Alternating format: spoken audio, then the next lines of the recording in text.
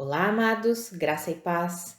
Aqui é Catiane Lins, do Ministério Vida, e é uma alegria estarmos juntos mais um dia compartilhando a palavra de Deus. Nós estamos meditando no Evangelho de Lucas e o nosso capítulo de hoje é o capítulo 14. Eu quero compartilhar com os irmãos um devocional extraído dos versículos 25 ao 27. Está escrito assim: Uma grande multidão ia acompanhando Jesus.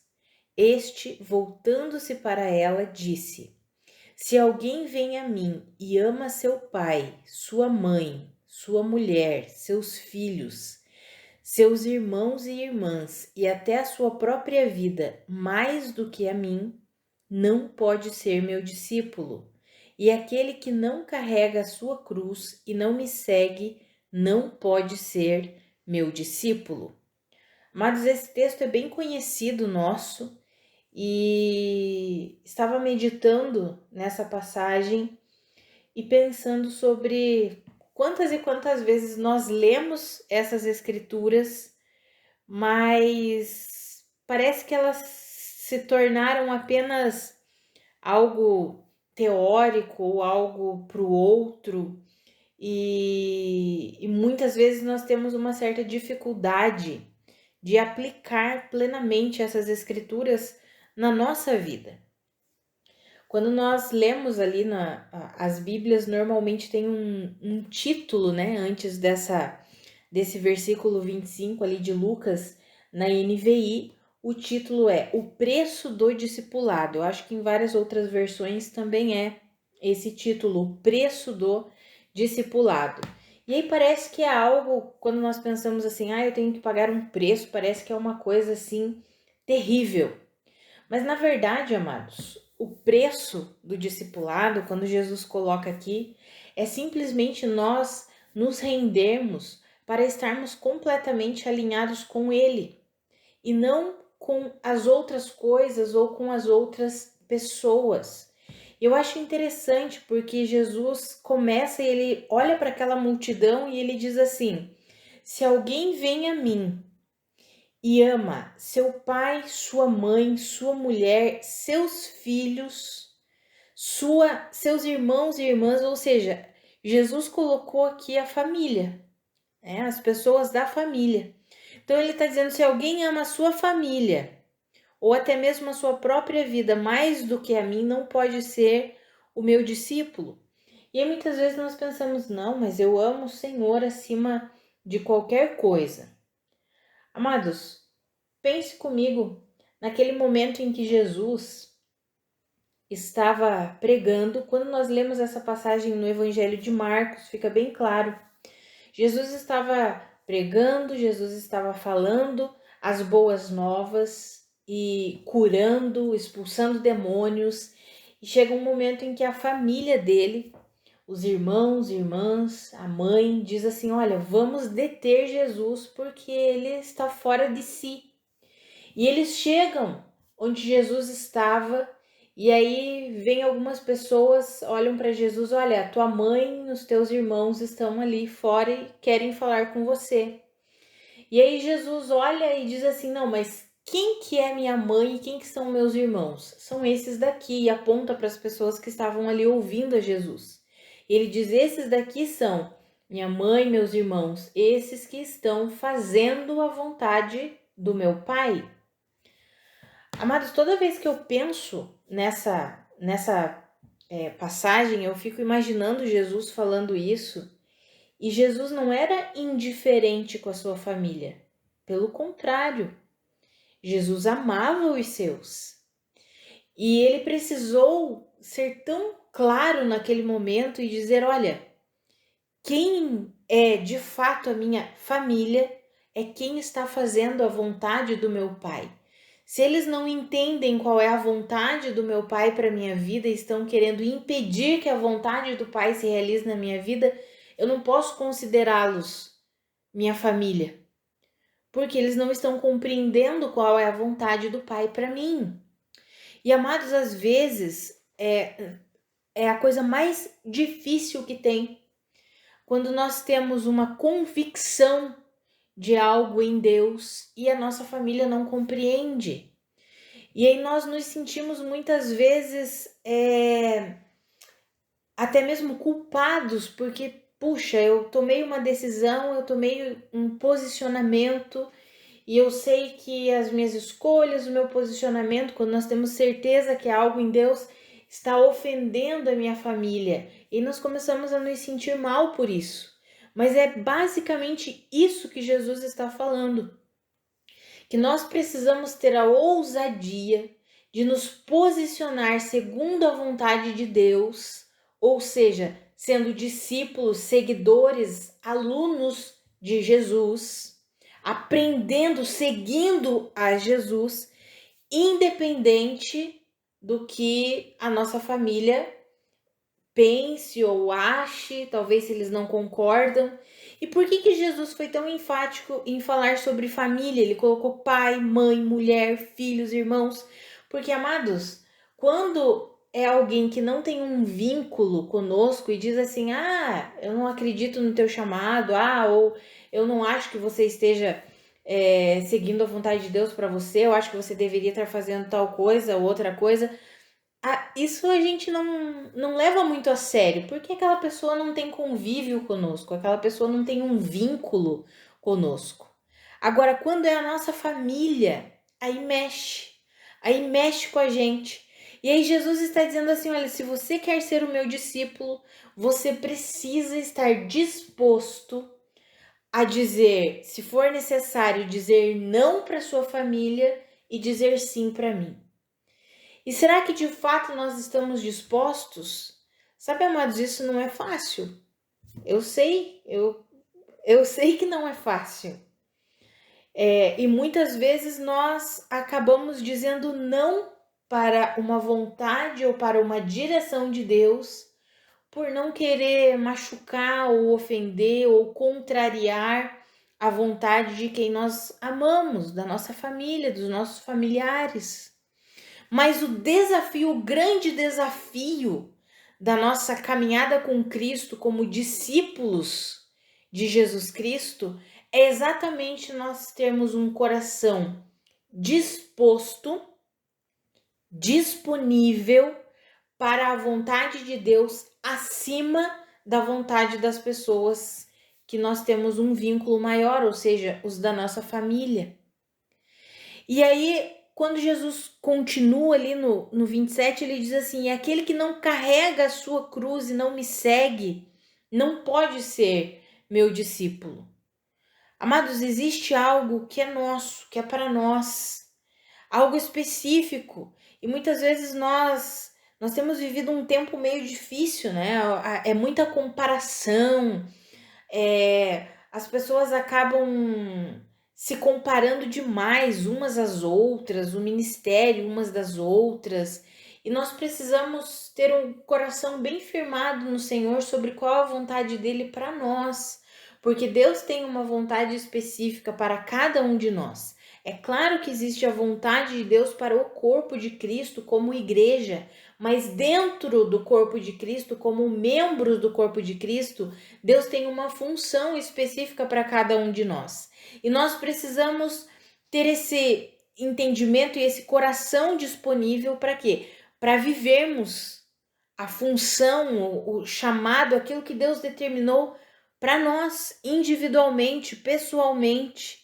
E aí talvez aquilo que Deus pediu para nós nos chama, né? Ou aquilo que Deus nos chamou a fazer traga algum tipo de sofrimento. Vou dar um exemplo aqui, o exemplo do próprio, o que Jesus mesmo está falando. Imagine que você tem um chamado, mas a tua família não concorda com o chamado, com o propósito, com a função que Deus te deu dentro do corpo de Cristo. Ou então a tua família não concorda com o formato em que Deus está atuando em você e através de você. E aí você precisa se posicionar. Aí você precisa se colocar em disponibilidade a Deus, dizendo, Deus, acima das pessoas que eu amo, da minha família, está o Senhor, então eis-me aqui. eu quero fazer do seu jeito, da sua maneira, no seu tempo. E amados, quando de fato nós estamos caminhando com o Senhor, nós temos uma certeza no nosso coração. É algo que nós sabemos e não tem como dar uma explicação. Ah, mas me explica como que você sabe que essa é a vontade de Deus para a tua vida. A gente sabe porque sabe, porque sabe. É uma convicção espiritual, não tem como explicar muitas vezes para o outro. Porque é algo que Deus fala conosco, é algo que Deus testifica conosco. E aí nós precisamos nos posicionar assim, e às vezes vamos ofender, vamos constranger, vamos acabar com as expectativas que a nossa família tinha, que aquelas pessoas que nos amam tinham criado expectativas a nosso respeito, e aí nós precisamos nos posicionar em Deus.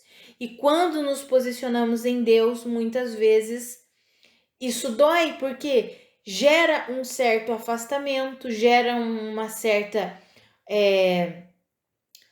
um certo corte, assim vamos dizer, no relacionamento, não porque queiramos isso, mas porque simplesmente um posicionamento em Deus, uma atitude de dizer: Senhor, eu acredito que és tu quem está me direcionando, eu acredito que és tu quem está me levando por esse caminho aqui, eu vou permanecer aqui.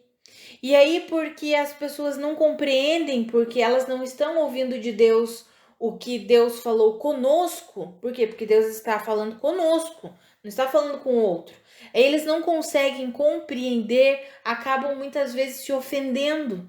Tanto que tem outra versão que diz assim: aquele que não aborrece pai, mãe, mulher, filhos por amor a mim não é digno de mim. Amados, nós precisamos ter coragem e ousadia para fazer e viver tudo aquilo que Deus estabeleceu para as nossas vidas. Em relação à nossa família, em relação às pessoas que nós amamos, tudo que eu já falei até aqui, e também em relação à nossa própria vida, porque Jesus disse que nós precisamos o quê? Deixar de lado a opinião, porque se as opiniões forem contrárias, se a opinião da nossa família é contrária à opinião de Deus, se a expectativa da nossa família não é a expectativa de Deus para nós, nós precisamos nos alinhar com a expectativa de Deus, com a opinião de Deus, com o conselho de Deus, ainda que seja contrário ao da nossa família. E aí talvez eles fiquem chateados, magoados, mas nós precisamos o quê? Permanecer em Deus, se queremos de fato ser discípulos de Jesus.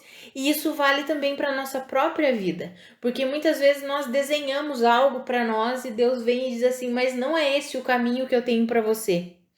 Não é essa a vontade que eu tenho para você.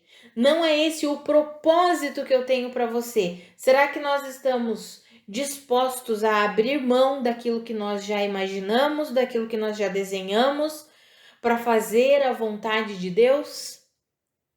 Sabe, amados, o caminhar com Cristo envolve muita submissão, muita abnegação. Não tem como nós dizermos que, não, Jesus morreu por mim, é lindo, maravilhoso, e agora eu vou viver tudo o que eu quero viver. Não, amados, a caminhada com Cristo é abrir mão das nossas expectativas, abrir mão das nossas idealizações e entrarmos na expectativa de Deus, nos propósitos de Deus. E o mais interessante de tudo isso é a vontade dele para nós é sempre boa, perfeita e agradável. E muitas vezes nós começamos a contender com Deus, não aceitamos a vontade dele, porque não compreendemos que a vontade dele para nós é sempre boa, perfeita e agradável.